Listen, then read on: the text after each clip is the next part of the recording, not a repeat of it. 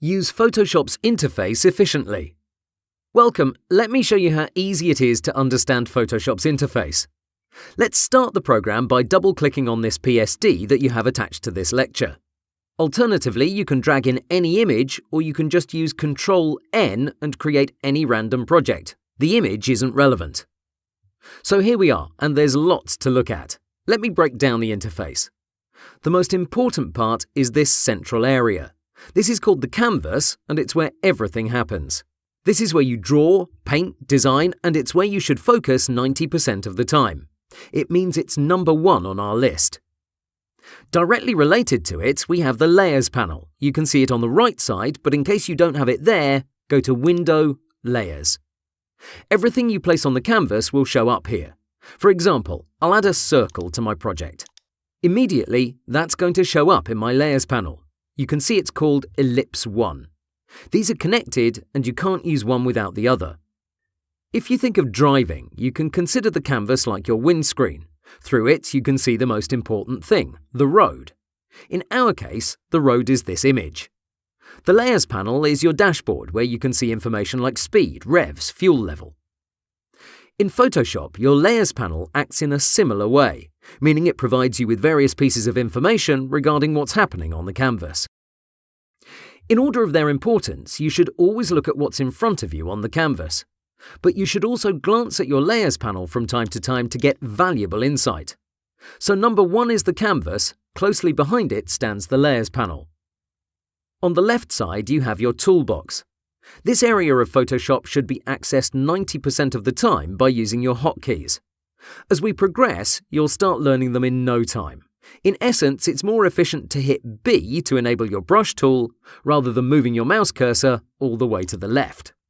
That's because your work area is here, on the canvas, and thus this is where your mouse cursor should be at all times. Continuing, we have at the top of Photoshop this menu system, which contains all sorts of options and features. We'll use it from time to time, but the most important ones have hotkeys, and it's much faster to use those instead of going through these items. Considering all this, it lands at number 4 in my book. Immediately underneath it, we have this area called the Options bar, which changes constantly depending on what tool you have selected.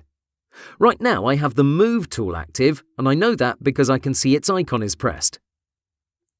If I click on Other tools, notice how this area changes.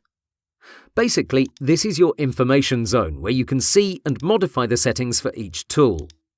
This is fairly important, but it really depends on the type of work you're doing. Having that in mind, we can place it at number 5. To sum it up, we have 1. The canvas, 2. The Layers panel, 3. The toolbar, 4. The menu system, 5. The Options bar. You'll work with the first 3 about 90% of the time, so don't worry about it. You don't have to memorize anything because as we work together, you'll start learning them effortlessly. Okay, that wraps it up. I'll see you in the next lecture. Photoshop is a versatile program that can be used for lots of things. Because everybody is different, the good guys at Adobe made Photoshop's interface customizable. All these panels together make up your workspace, and that can be adjusted. Let's see what's what. First, you can change the color of the program. Use Ctrl-K to open up your preferences. From this new window, choose Interface. In total, you have 4 color schemes. Click on any of them and you'll see the changes immediately. I personally prefer the darkest one. Under Units and Rulers, I make sure both drop-downs are set to pixels. Next, I'll open this PSD that's attached to this lecture, just so we can see some of our panels, but you can create a random project just as well. Photoshop comes with some workspaces already built in. If we click on this icon in the top right side, you'll see several options: Essentials, 3D, Graphic and Web, and so on. Feel free to click through them and notice how your interface changes. As you learn more about the program, these might come in handy. I'll go back to Essentials so we can customize our interface together. In case your Photoshop looks different, let's go to the top right and hit Reset Essentials. This way we'll throw away any changes. Okay, all these panels can be detached. The toolbox is placed by default on the left side. If you go to the top of it, click, hold and drag, you'll see it's now going to detach from that side. You can leave it floating about, or you can attach it to the right side. Drag it across and without letting go, move it until you see this blue line show up. This means you can dock it in that position. Let go of your mouse click and now it's going to stay there unless you move it back.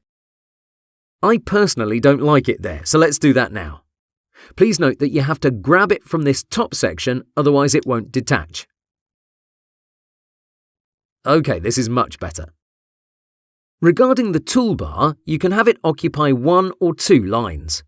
To toggle between states, click on this small icon. As you can see, it now takes up 2 lines. Personally, I recommend you switch back. Now, regarding the other panels, they work the same as the toolbar, meaning they can be detached or reattached to another zone. Take the Libraries panel. I currently have it placed on the right side, but say I no longer want it there, no problem. I can drag it from that position and drop it here. Now it's collapsed and it freed up a lot of space. If I want to open it, all I have to do is click here. And I have other panels in this section. These all show up when I use this window menu from up top. Say I enable glyphs, it just popped up. If that's a mistake, I can click on this small icon. From here I can choose close and it will go away. Let me enable a few others.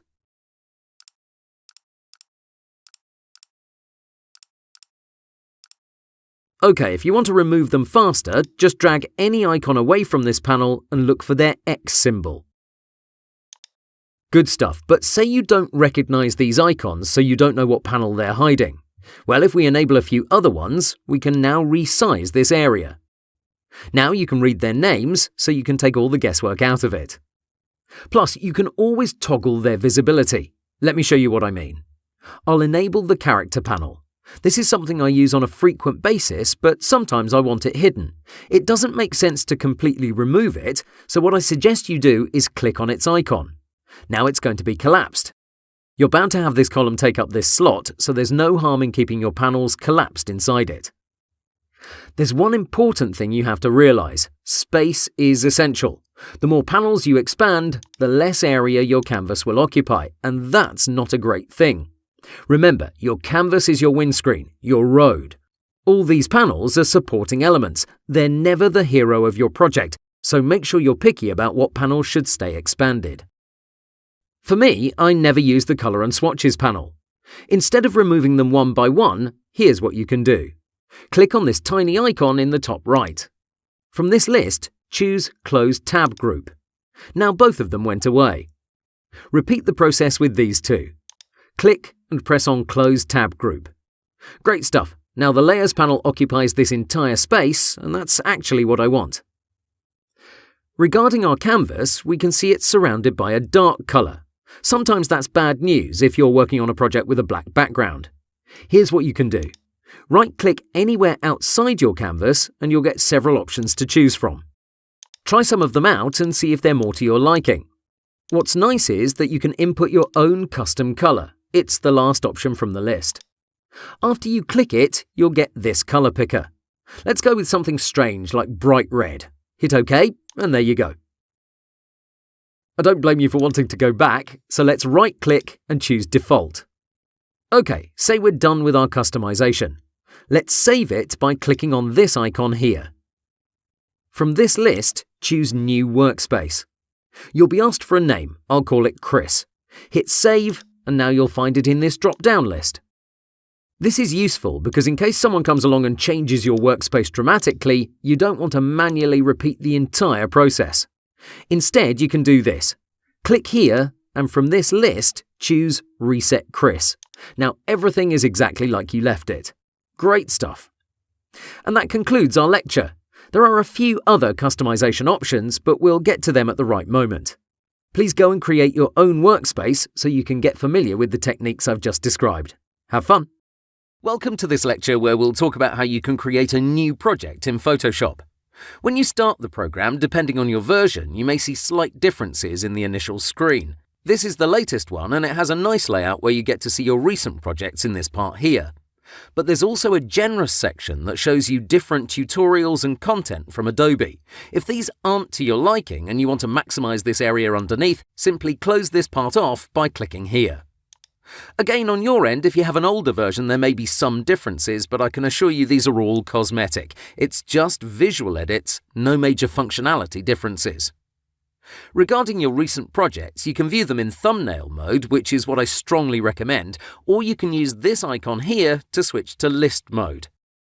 This second option is helpful in case you want to check out the size of each file, but I also tend to use it if I'm dealing with very long project names. Here's one thing that I've seen people struggle with. Assuming you follow my advice and you use the thumbnail viewing mode, you might want to remove these recent projects for privacy considerations. Here's how that's done.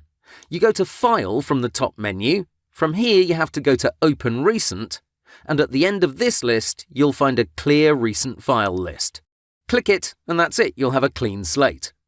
Right, now back to the topic at hand, creating a new project. This is done in two ways. Either from this button here called Create New, or what I suggest, through the hotkey Control-N. No matter your choice, you'll be prompted with this new window which Adobe says is now faster than ever. I agree, it's just as fast as the old version from Photoshop CS6.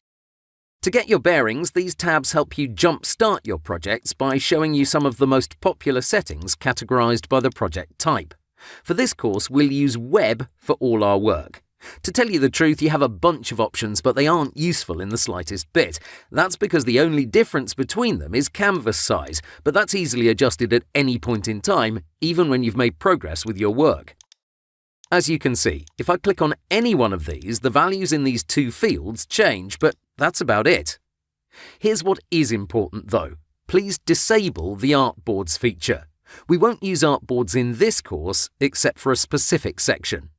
While these may be great for certain projects, they aren't needed for what we're about to do. By using the Web tab, this will automatically give you the industry standards in these drop-downs. From the top, we'll only talk in pixels, not points, inches, or anything else. If you've gotten used to another unit of measurement, please stay open-minded and use pixels.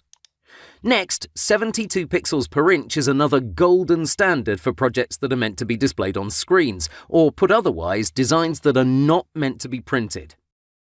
RGB color and 8-bit finish off our settings. You should never change these unless I clearly say so.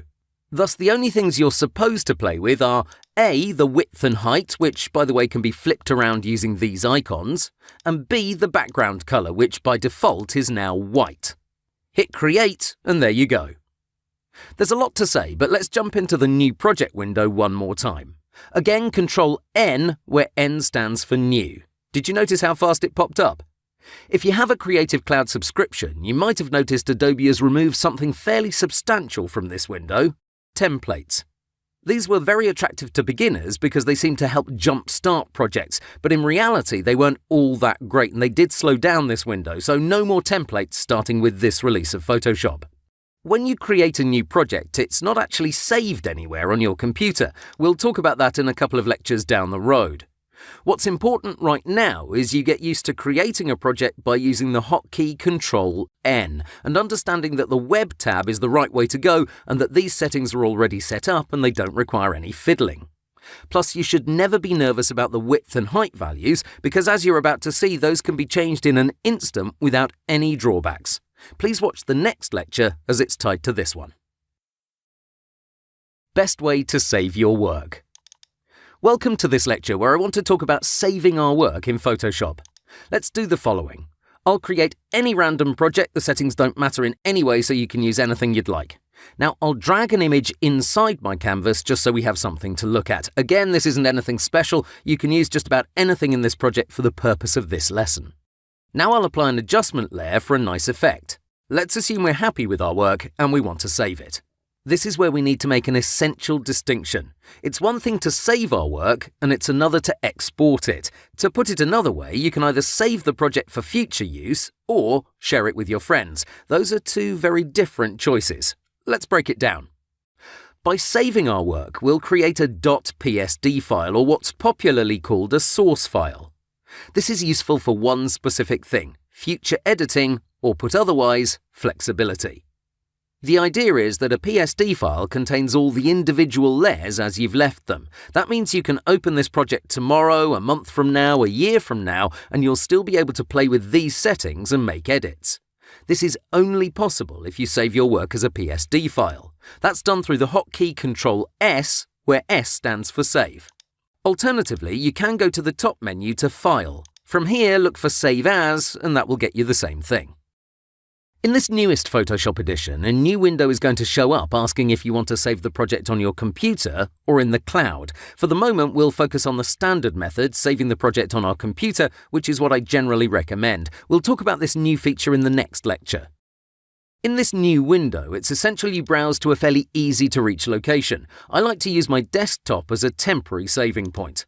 Simply give it a name, preferably without any symbols like punctuation marks, dollar signs, asterisks, brackets, and so on. Next, notice the file format. It's .psd and two other ones. This is what you're looking for, nothing else. After you've saved your PSD on your desktop, you may want to create another folder somewhere in your computer so you can safely store it. It's best you organize all your projects from this course into a folder so you can revisit them at a later stage. I'll start a new project so I can show you the difference between saving and exporting. Note that you have to perform any action before you save it. I like to use the brush tool. Okay, by using Control-S on an unsaved project, you'll likely see this list from where you can choose a different format. Here's the scoop. You should never choose any of them except for the .psd one. That's because by choosing any other one, say JPEG, PNG or GIF, you're no longer saving your work. Nope, you're actually exporting your work, and that's covered in another lecture. Here's the difference in a nutshell. When you open a PSD file, you'll get a bunch of layers through which you can edit your work with a lot of flexibility. But if you export it as a PNG and you open it in Photoshop, here's what you'll get. A single layer. This means your editing options are much more limited, especially if you want to play with that adjustment layer slider a bit more. So that's the difference between saving your project as a PSD and exporting it as a PNG, JPEG or any other format. In the first case, you can pick things up where you've left them, and in the second case, you're starting from scratch. Exporting makes sense when you want to share your work with friends, post it on social media and so on. In that case, uploading a PSD file doesn't make sense. But again, we'll talk about sharing our work in a few minutes. You may encounter a situation where you won't know if the project is saved or not. Here's how that works. When you start a new project, you'll see it's called Untitled, and that's about that. In this tab, you also get your zoom level, the color mode and bit depth, which, by the way, should always be RGB 8. Now here's the thing. If you do anything whatsoever in this blank project, say create an empty layer, you'll notice some changes in this tab. For starters, you'll see the name Layer 1 show up. That tells you what layer is currently selected. If you switch to the background layer, you'll notice the tab is going to change. But here's the essential bit. Hit Control-S and save this project as a PSD. Call it whatever you like, say chris.psd. Now have a look at this tab. Notice the difference? This is how you can tell a project is saved as a PSD. You look at its tab. Let me create a blank project once again so you can compare them. So this is the blank one where there's no extension, it's just called Untitled. And this is the project saved as a PSD. You may also open up various other file formats. For example, if we take a look at its tab, we can see this is a PNG file, so it's not saved as a PSD. Right now, there's no need for that, but if we do any edits to it, any changes that we'd like to adjust later down the road, saving it as a PSD is the only way to go. So now you know if your project is saved as a PSD on your hard drive. Here's something else to keep in mind. When you save a project, chances are you're going to continue to work on it. In this particular case, I'll create a new layer and I'll scribble some more with the brush tool. Please focus on its tab yet again.